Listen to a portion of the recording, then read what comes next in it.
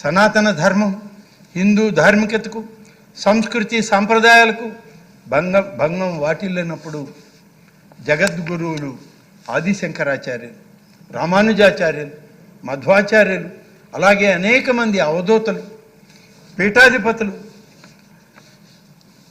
వాళ్ళు అవతరించి ఆ ధర్మాలని అనుసరించి సంరక్షించేటువంటి చరిత్రను మనం తెలుసుకున్నటువంటి పరిస్థితి.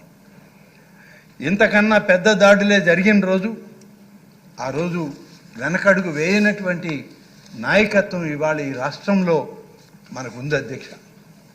ఇవన్నిటికీ మూలం ఒక వ్యక్తి యొక్క అహంకారం, ఒక వ్యక్తి యొక్క దుర్మార్గపు ఆలోచన ఇవాళ సమాజాన్ని 5 సంవత్సరాల్లో మరి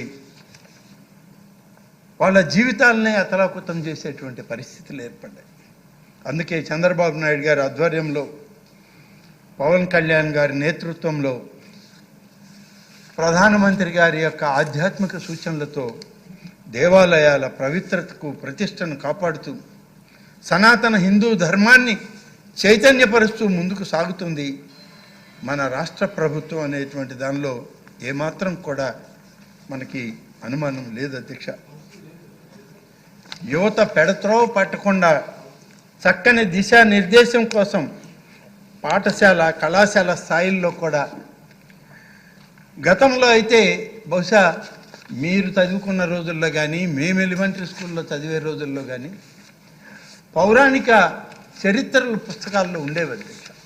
పురాణాలను చదివి వినిపించేవాడు. తల్లిదండ్రులైనా సరే రామాయణం, భారతం, భాగవతం అనేటువంటి ఆ కథలను చెప్పి మనల్ని పెంచారు అధ్యక్ష. కానీ ఇవాళ ఎన్ని కనుమరుగా అయిపోతున్నాయి.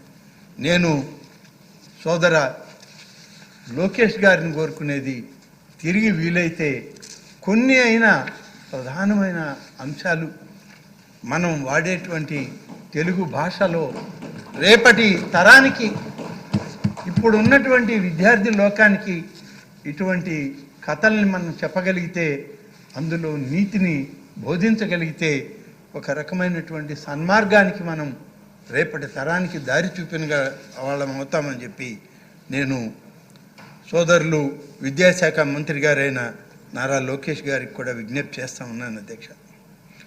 కాబట్టి ఇలాంటి అనేక రకమైనటువంటి కార్యక్రమాల్లో ఇవాళ దేవాదాయ శాఖ పనిచేస్తూ ఉంది.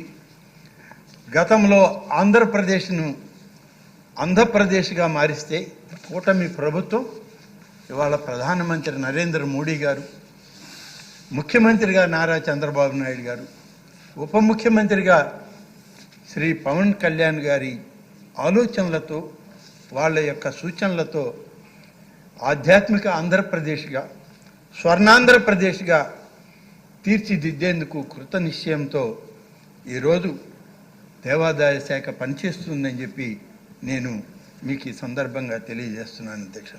అలాగే అధ్యక్ష, రామతీర్థం గురించి సోదరి అడిగింది. అలాగే వెంకట్రావు గారు వారు ఒక ఆలయం గురించి అడిగారు.